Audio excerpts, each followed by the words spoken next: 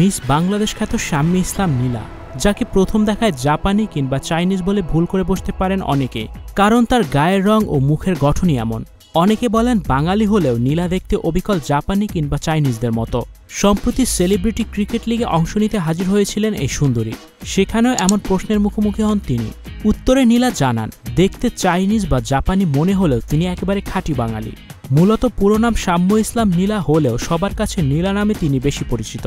নীলার জন্ম এবং বেড়ে ওঠা দুটোই ঢাকায়। দুই ভাই বোনের মধ্যে নীলা বড়। শৈশব থেকেই তার ইচ্ছা ছিল মিস ওয়ার্ল্ড প্রতিযোগিতায় অংশ নেওয়ার। তিনি গত 3 বছর ধরে মডেলিংয়ে কাজ করছেন। একজন ফেসবুক ইনফ্লুয়েন্সার হিসেবেও শুরুর দিকে বেশ সুনাম কুড়িয়েছেন নীলা। ফ্যাশন ব্লগার হিসেবেও নিয়মিত লাইভ ভিডিও করতেন তিনি। লাইভ করতে করতেই বড় বড় ফ্যাশন হাউসের নজরে পড়েন নীলা। এরপর একের পর এক কাজ আসতে থাকে তার কাছে। এখন ব্যস্ততা এতটাই বেড়েছে যে একজন ম্যানেজার নিয়োগ দিতে হয়েছে তাকে। নীলার ম্যানেজারের নাম আবরার উদয়। তিনিও পড়াশোনা করতেন নর্থ সাউথ ইউনিভার্সিটিতে।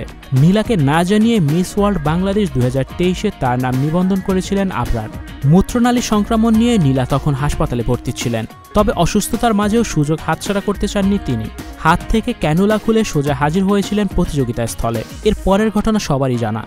স্টুডিও 4D আপনাদের জন্য নিয়ে এসেছে শীতাতাপ নিয়ন্ত্রিত স্টুডিও সুবিধা, আছে অত্যাধুনিক মেকআপ রুম। বিস্তারিত জানতে এখনই কল করুন 01974860664। হাউসটি দেখতে চলে আসুন আমাদের ঠিকানায়, সেক্ষেত্রে রোড নাম্বার 9, বাড়ি 24।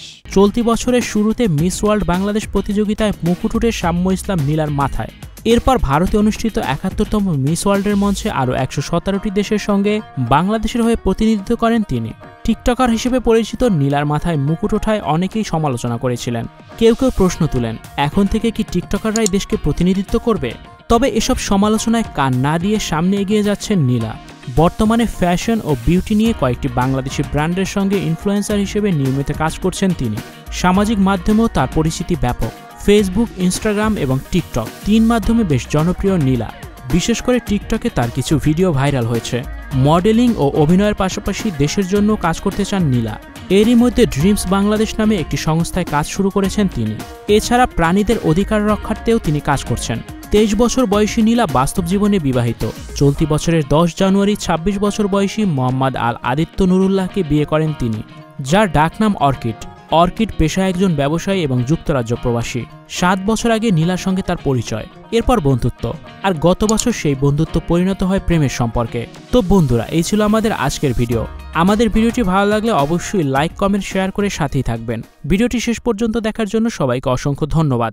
Icon focus 24 TV, powered by 4D Fourth Dimension। আমাদের চ্যানেলটি সাবস্ক্রাইব করে আমাদের সাথে থাকুন।